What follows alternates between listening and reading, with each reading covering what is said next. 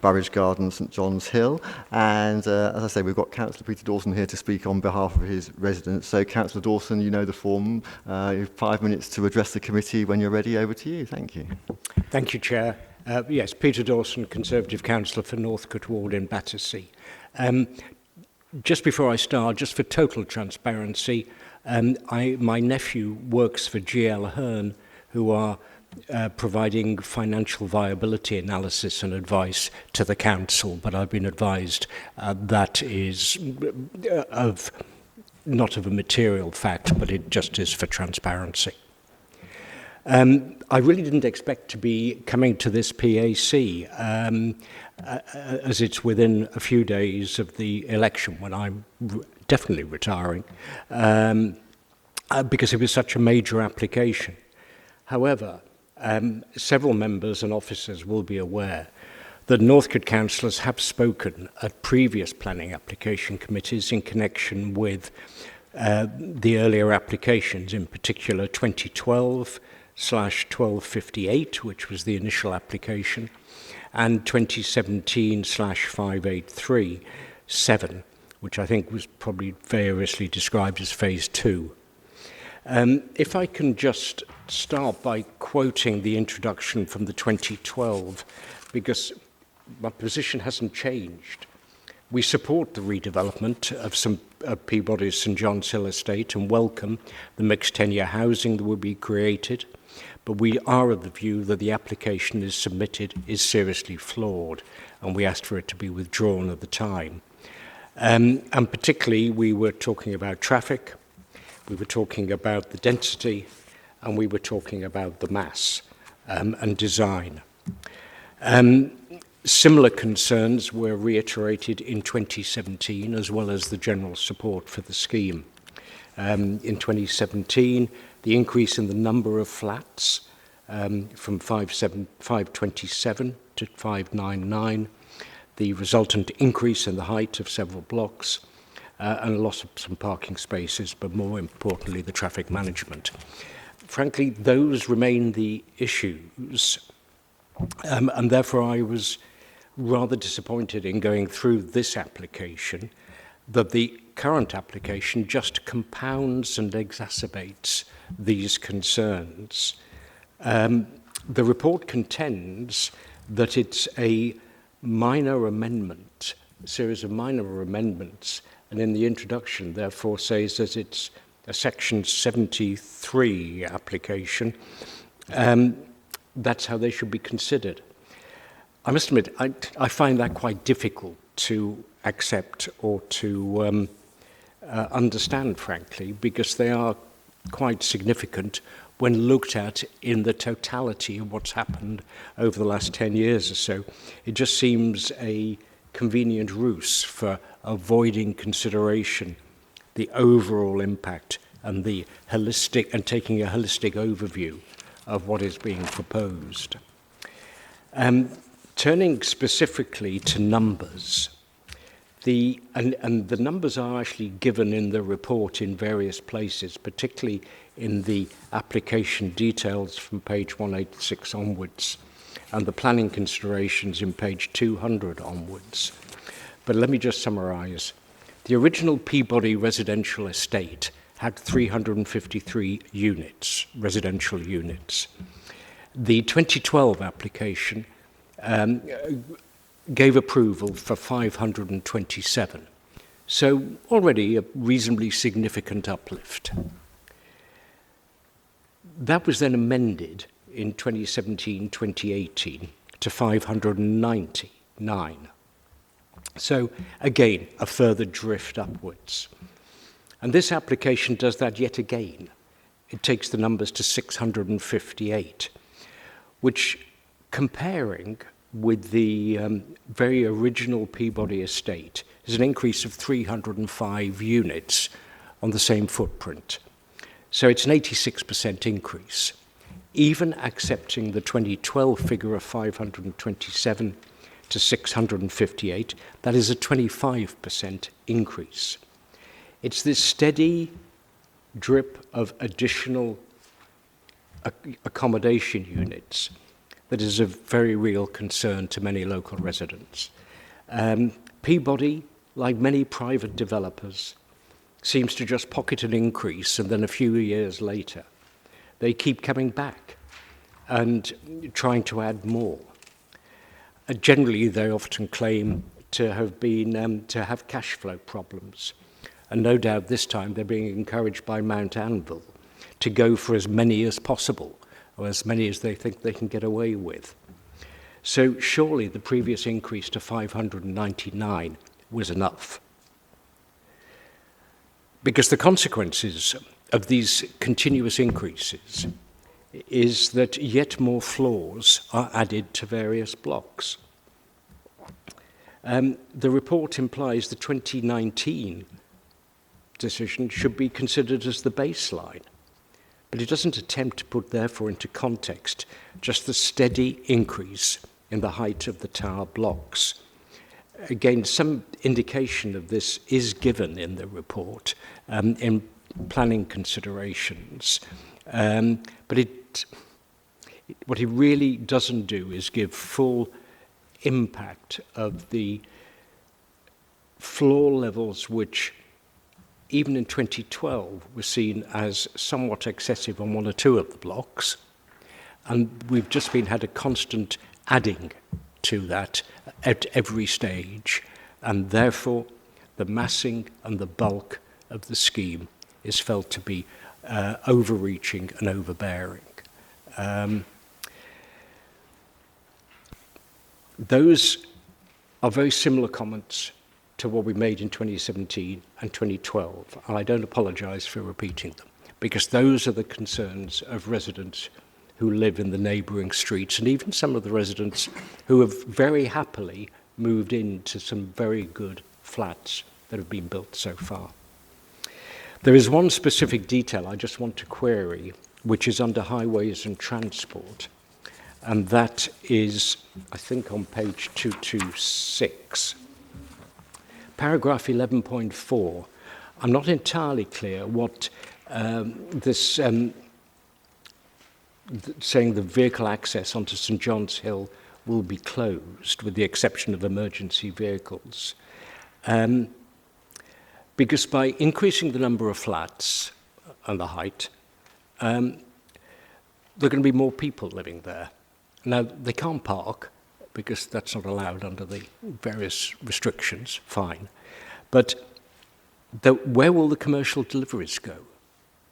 Where will their visitors go? And remember, there is an intermediate care facility, and those people, I'm sure, will get visitors, and increasingly everybody is using some form of commercial delivery vehicle.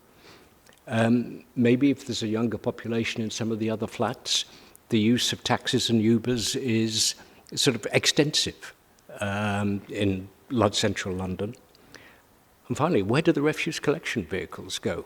Are they all going to be directed down neighbouring residential streets? So that's a very specific query, if somebody could clarify that for me. Because that leads into the final point, which again is a reiteration, that this report, as the previous ones, does not highlight the need for an urgent review of traffic management schemes in the neighbouring streets.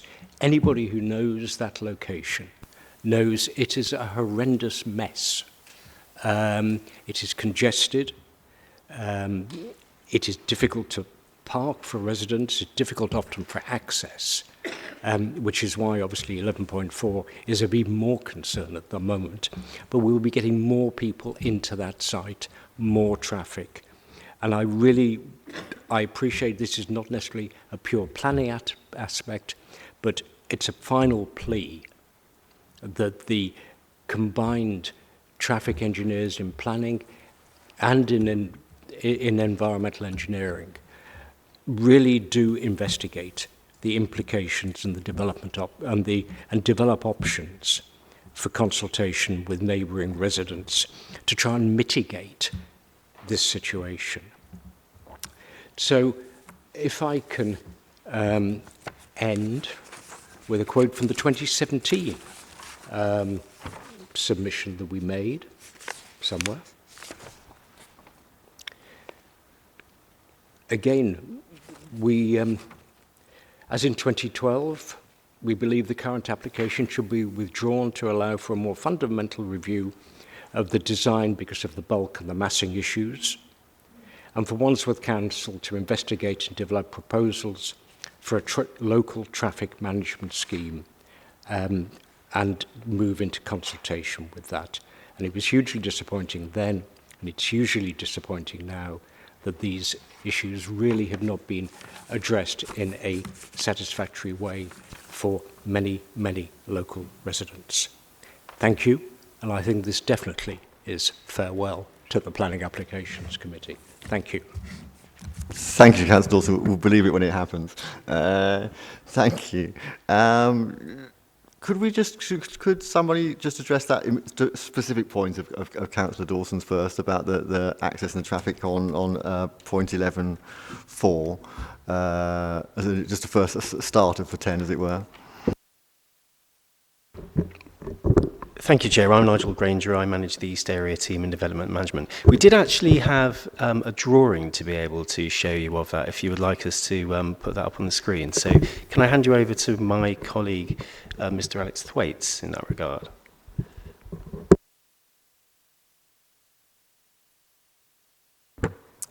Thank you, Mr. Granger. Thank you, Chair.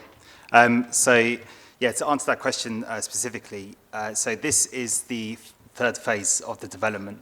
As you can see to the north of the site, it's quite a faint line, but that is St John's Hill. One of the advantages of this proposal is that it's come forward with a new enhanced public realm. And what this essentially means is that I'm not sure if you can see number 1 on the diagram, but what this essentially means is that where there was a previous vehicular access in that area, that has now been essentially pedestrianised with priority given to pedestrians and cycles. And also the street going down has become a pedestrian street. In terms of things like deliveries and access to parking, there is still access from the south of the site. But under this proposal, this is the third phase of the development, and it was always envisioned that this is the area adjacent to St John's and the railway station, and therefore there was always one of the advantages of the proposal is that it's taking that vehicle access away from that location. So just to be absolutely clear on that, so the only access now for vehicles is from the south, from that other side of the development? Yeah. That's correct, yeah. From Residential Street. Colleagues, yes. Oh, Councillor Belton's got his hand up already. Yes, over to you, Councillor Belton. Questions or comment? Thank you, Chair. I've lived in the immediate neighbourhood of that area. Indeed, I represented it for a bit. Some people may recall, but I lived there for a very long time. I can barely ever remember any vehicle ever going out onto St John's Hill from that area anyway. It wasn't exactly a road in the normal sense. It was an access that you could use, but no one actually drove down it unless I've completely lost my geography. It was just almost from a garage. So I don't think that's terribly significant, the benefit, because it never applied in any event. But that's inconsequential as far as I'm concerned. What I'm concerned about is that when we agreed this in 2012, I was pretty reluctant at the time to agree it, and that's when the application went up, as Councillor Dawson said, from 353 to 527. It was acceptable, but pretty marginal, I thought, particularly because of the traffic constraints, and everyone who knows that area behind what was the old Woolworths, there's now whatever it is down there, Comyn Road, Eckstein Road, Severus Road, right next to the Grand. They're incredibly tight, very crowded indeed, must be the most difficult traffic, well, amongst the most difficult traffic conditions in the borough that I can think of. It was certainly always top of the list for parking controls very early on because of the difficulties concerned. And it was pretty marginal in 2012, and that was acceptable, a majority of us thought, but pretty marginal. Now from that 527, it's gone to 658. In other words, a 50% increase on the increase before. Well, almost a doubling, in fact, of the increase that was there in any event. So for officers to say, and I'm sure they don't mean it this way, but when they say, well, this is the new benchmark and you can only talk about details, they have to take into account that most of us at the time were pretty unhappy about it anyway. And when it's increased so massively, we certainly are even unhappier. But I suppose that might be just about bearable if it wasn't for the fact that the application has gone completely against the housing mix requirement in the London and Borough Plan in any event by moving against family residences. I can't remember the exact figures. I think someone else would be able to talk about the exact figures. But the number of 2 or 3 bedroom properties that have gone down, well, 3 bedroom properties particularly, and 1 bedroom properties are increasing. So rather than Peabody as was being an estate for families, 1 bedrooms looks as though it's aimed specifically at the new professional classes who come here and get very good jobs and commute from places like Clapham Junction, most obviously, until they want to have kids and then they move out. Now, I'm not blaming them, but it's completely different and not actually our major housing need. So I've got 2 problems with this. One is that I don't think it's a marginal increase. I think it's a very substantial increase. 3 problems I've got, haven't I? I think Councillor Dawson mentioned all 3 of them. The second is the traffic and traffic implications, and if you like, the servicing implications. He mentioned refuse trucks. It won't just be refuse trucks in the modern world, will it? It'll be delivery vans, all sorts of things of that kind. And the third is the mix. So I need a little bit of convincing. In fact, I don't think I'm going to be convinced. Thank you, Councillor Belton, for that comment. Yes, Councillor McDermott and then Councillor Carpenter. Thank you, Chair. Councillor Dawson and Councillor Belton make some very salient points, and I can see the huge jump in the increase of people living there. I just want to ask about the, because I wasn't involved in the previous ones, I don't think I was, the resident steering group, because when you look at the actual paper, there seem to be only 9 people who've objected to this Section 73. I just wondered how the applicants have worked with this resident steering group and what they've told them and how they reacted to this increase.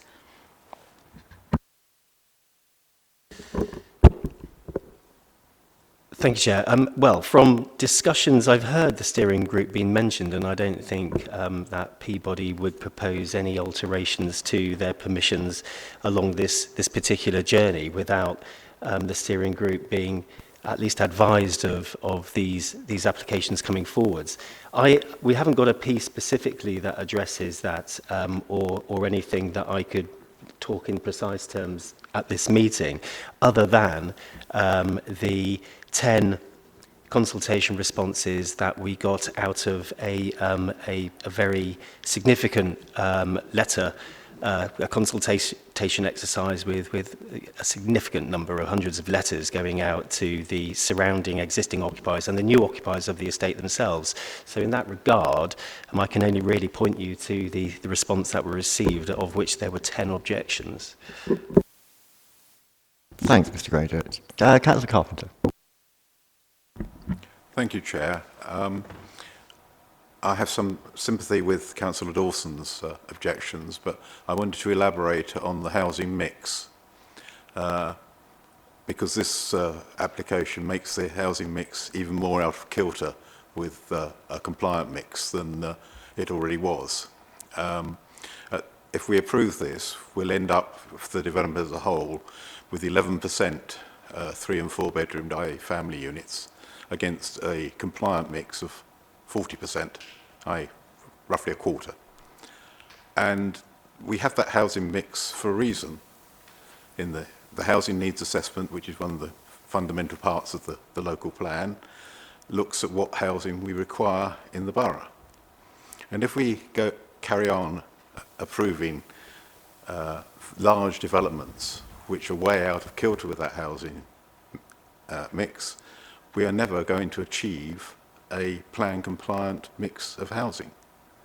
So I'm a bit surprised that officers are recommending this, because it clearly isn't compliant with our housing needs assessment, which is one of the fundamental parts of the plan.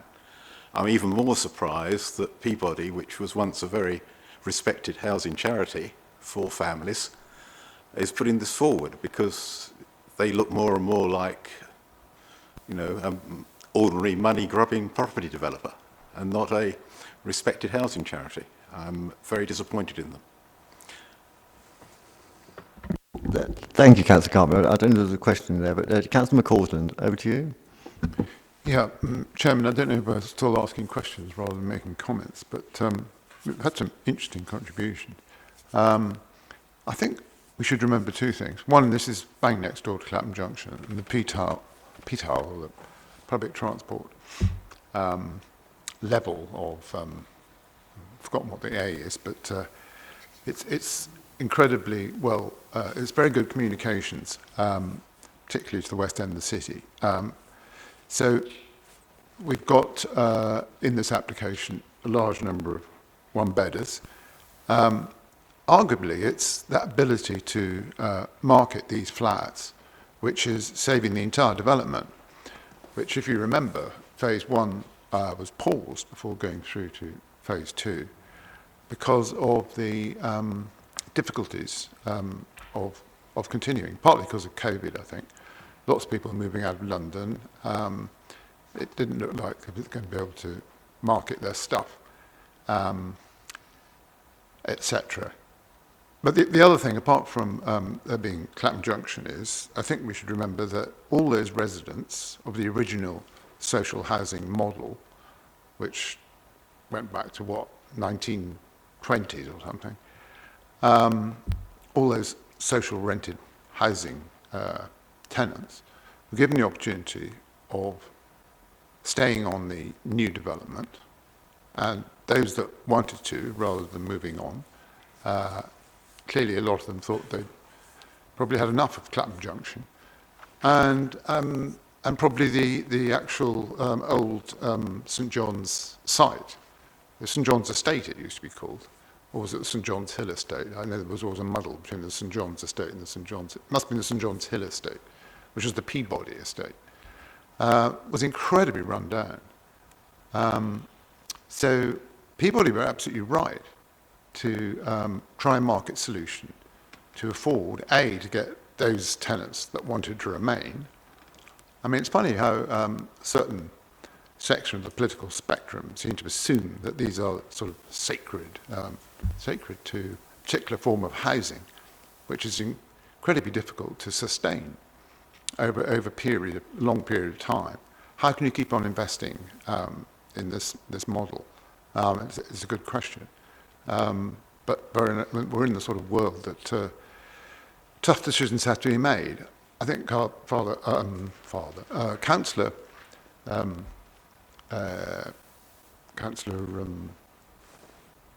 can't see his name now, the councillor at the back, talking about Carpenter, that's it, yeah. His remarks about Peabody, I think, are grossly unfair. What Peabody have done actually is quite remarkable. They've got this. They've got, not only have they built out phase 2, or 90% of it, can't be far short of practical completion now, but they've also now got a scheme up and running, which I think has a number of remarkably good things about it. I mean, we saw the the ground plan a minute ago up on the screen. It looks fantastic. So it really does do something for the area. Yes, it's much more dense than we're used to, but this is a trend which I suppose has got to stop sometime. But it does make things more viable, and it allows 3 and 4 bedders in some circumstances, but where you have to rehouse existing tenants that want to stay, and get subsidised tenants that want to leave and go somewhere else, it's always going to be quite hard. And I think for both positive and negative reasons, I think this is the ideal place for a large number of one-bedders to support the scheme. Thanks, Councillor McCausland. Quite a lot of hands up there now. Councillor Mowat, over to you. First of all, I just want to say thank you to Councillor Dawson for speaking up for his residents in Northcote Ward. I do have sympathies. I do think in terms of the density, and also I can see the concerns around traffic management, particularly given the proximity to that Brighton yard. I know exactly where you've got that constant flow of traffic, but on balance, I would second what Councillor McCausland says in terms of this. I think overall this is we've got a good news. We've got 243 homes for social rent right next to the Europe's busiest train station, and I think they're going to be highly sought after. So yeah, I will support this. Thank you, Councillor Mowat. Councillor Corelli.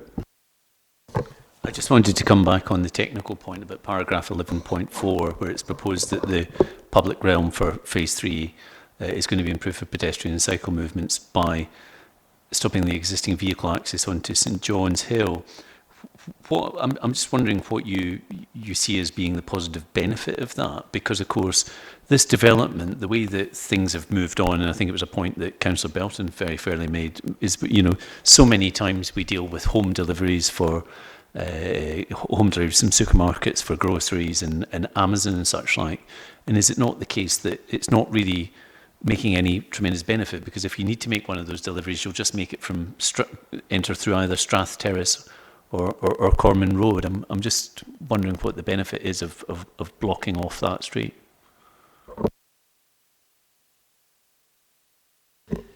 Thank you, Chair. Well, the benefit is, you alluded to the alternatives yourself, Councillor Crivelli, that the alternatives provide a perfectly adequate solution in stopping up an access from St John's Hill in order to provide the maximum amount of respite in what's quite an urban location through a section of landscaping that's given priority to pedestrians and cyclists, and not creating more of a busier thoroughfare before you get to these very busy parts of London in terms of St John's Hill and the thoroughfare over to Clapham Junction. So there is a reason for doing this in officers' view, and we've supported the proposal for those grounds.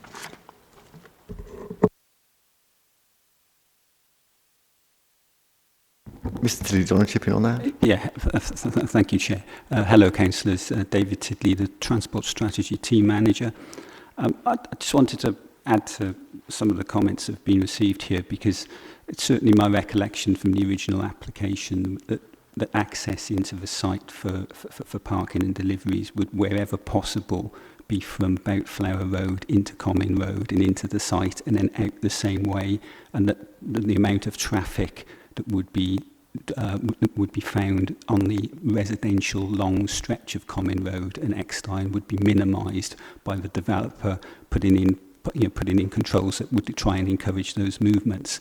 I suppose the other point that would be made, as members probably know who know the streets very well, is that Eckstein and Common, they have, they're quite large properties there that have been subdivided, and therefore there is a heavy local parking demand from those streets, and a lot of the problems in those streets are really the local population parking outside their houses, coupled with the commercial activity in Clapham Junction, as opposed to being due to the demands that are being placed on the network from the Peabody estate. That's not to say it might not be have some issue, but I just think, you know, you bear that in mind.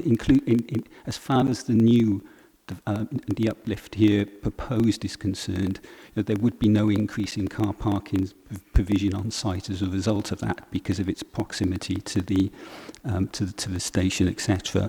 And of course, the residents would be excluded from the availability of parking permits as well. So they realise that might not fully, you know, help address the concerns that have been raised, but there are those measures in place. And I think as part of Councillor Dawson's original request, which was to look at effectively a traffic management scheme for the wider area, that's perhaps not an issue for this committee, as I think he acknowledged, but would be possibly one for the strategic transport and committee to look at whether or not a wider traffic management scheme, which isn't about Peabody as such, but more about the way that the town centre operates, is something that might be possible in the future. Thanks. Thanks, Mr. Sidley. That is really helpful. I think it's several colleagues have commented on the fact how it's evolved over time, and of course we are in an environment where things do change. And I think particularly as a result of what we've been through in the last couple of years, people are much more conscious of the benefits of things like open spaces and that kind of thing. So I think as we've heard from Mr. Granger and Mr. Saitz earlier, there's in this scheme we have to balance. It's a difficult balancing act, but between those practical access issues and the benefits that we created by those bigger open spaces, which I think is definitely, can't be denied, is one of the advantages of this iteration of the scheme at this point. Councillor Belton and Councillor Lumley. Let's go to Councillor Lumley first, and we'll come back to you, Councillor Belton, afterwards. Yes, thank you, Chair. Essentially, what we're really looking at is the final phase of this development, which is predominantly private with some intermediate housing, and what we're seeing in that final phase is an increase in the number of smaller units, and that's it. And there is some increase in scale, which seems to be acceptable in terms of the context. So I do get all that. But I suppose what I'd like to hear an officer comment on is the point that's made by Councillor Carpenter. And what I'm mindful of, and I've seen this repeatedly at committee, we have very often approved high-density schemes which don't meet the mix that our strategic housing assessment says we should strive to meet, because there is a fundamental need for more family housing within the borough. And it's the point that's being made here is if we keep on approving these high density schemes which are failing to provide family housing in significant numbers, we continue to be further and further adrift from our strategic goal of providing more affordable housing for families in the borough. I just wonder what the officer's comments are about that. Thank you, Chair. There are some very useful tables on page 224 in the unit mix. And if you look at the first table under para 10.24, you'll see, I mean, it's important that I remind the committee, it's in the paper, that 89%, 90% of the affordable homes have already been completed and provided within this proposal. That was the intention over phases 1 and 2. It was always the intention that the phase 3 was going to be more market-led. So if you look at the table, if you go to the right-hand side of the column on affordable rent, you can see, if you track through, you can look at... What page is it? 224. So the one bed's 111, one beds of affordable rent. You've got 82 two beds, 37 three-bed units being provided as affordable rent across the piece, and 13 four-beds. So that was all a lot to do with the reprovision, that the work that Peabody did in asking their tenants who wants to be provided housing in the redeveloped scheme. So all of the amount of larger units all being geared up to the affordable rent that has been provided in previous schemes. The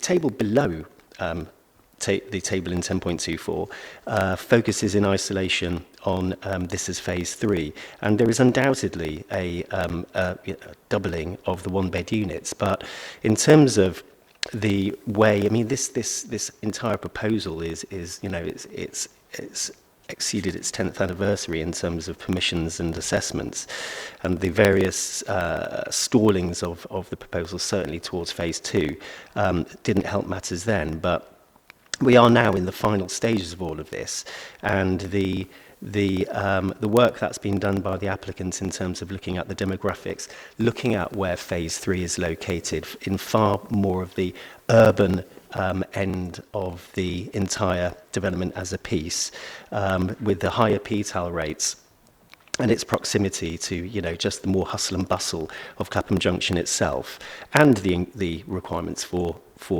producing one-bed units. That has all resulted in the mix for this particular in isolation phase 3, which undoubtedly does have more one-bed units. But I would suggest that across the piece, along with the significant numbers of 3 and 4-bed units as affordable rent delivered early on in the scheme, the overall mix is within acceptable parameters. Thanks, Mr. Granger. I'll come to you in a second, Councillor Belton. I think it's useful looking at that table. I've said it before, and I'll continue to say it, because I do honestly believe it's true that we obviously, as colleagues have said, we have a need for housing in the borough, and particularly larger units for our social and affordable properties. And but we have to be realistic pragmatic in how the world operates, and the way we're going to get a greater quantum of those kind of units that we need, the larger size units, is exactly in a scheme like this. And it may not fit exactly within the parameters of policy. I think what we do get, as you just said, Mr. Granger, is a lot more 3 and 4 bed units out of this scheme than we would otherwise if we insisted on going down a strict policy route. And I think if the payback for that is an increase in smaller units, which, as Councillor McCausland very correctly said, are desirable units for a lot of people in the borough and elsewhere, with the young population that we have in Wandsworth. It's a balancing act. I think it's important that we have to acknowledge that if we want things to actually happen, rather than just have semantic debates about what might not be ideal in an unrealistic world, this is a direction of travel which achieves something for everyone, and I think that's something we should celebrate in this particular type of development. I think it's admirable. Anyway, Councillor Belton, back to you.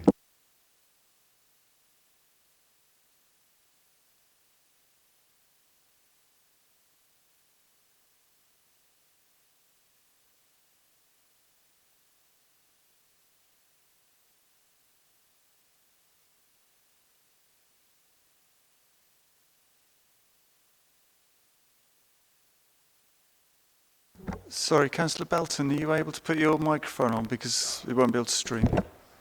Sorry.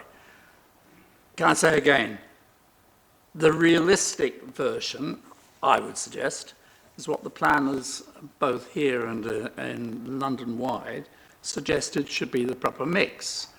And we're continually going under the proper mix. However we care to argue the case about them being desirable properties and being snapped up, well, of course I'd agree with that, absolutely. But we're here to provide a reasonable mix, and the real reasonable mix is going to result increasingly in people with families, particularly the kind of people who I represent just across the railway line in the Latchmere area, people with families unable to continue living in London, which will provide all sorts of problems in the future. I mean, there are lots of cities in the world where you can hardly get people to do lower paid jobs because they can't live there. And that's is happening in London generally. And unless we make a bigger effort to provide more properties at non-market levels, because it's got to be through social housing of some kind or other, and this happens to be, Peabody happens to be a very major provider of it, and as Councillor Carpenter says, if they go in for just the market, then people who cannot afford the market will not be able to live in inner London any longer. That's the kind of reason I object to it, apart from all those other issues about accessing the area, which I think is, frankly, Mr. Tidley, that's an interesting comment of yours. But as I said before, all the access was through Flower Road before anyway. No one ever went out onto St John's Road, or virtually never. It's just not a relevant factor. Thanks, Councillor Belton. With respect, as always, I understand exactly where you're coming from. But I said, as you look at that table, if you look at the totality of larger units that this scheme overall is providing, we've got, 82 two-beds, 37 three-beds, and 13 four-beds out of this scheme. That's just in the affordable section. So, as I say, looking at every scheme individually, I think that's no bad contribution to that much-needed target that you yourself have raised. Colleagues, are there any other questions? Yes, Councillor Carpenter. Just for clarification, the 11% against 40% I quoted was for the whole scheme. It's worse on this phase. It's less than 11%. As we've said, because this scheme is making up the numbers for the private sector part, and we've had it front-loaded on the parts 1 and 2 of the affordable coming through earlier in the delivery. That's the reason for that. Colleagues, if there are no further comments or questions, the recommendation on this one is to approve. Those in favour of the recommendation? That's 1, 2, 3, 4, 5, 6, 7. And those against? 1, 2, 3. So that is passed by 7 votes to 3. Thank you, colleagues. And just again to say to Councillor Dawson, you've always been an admirable advocate for your residents, as others have said. So we thank you so much again for your service. You will be sadly missed, as they say, and your contribution, I'm sure, by your residents will also be missed. So you've been a sterling contributor at this committee and many others. So thank you just on this particular one from ourselves here for your time on the council. We shall miss your attendance in future meetings. Thank you.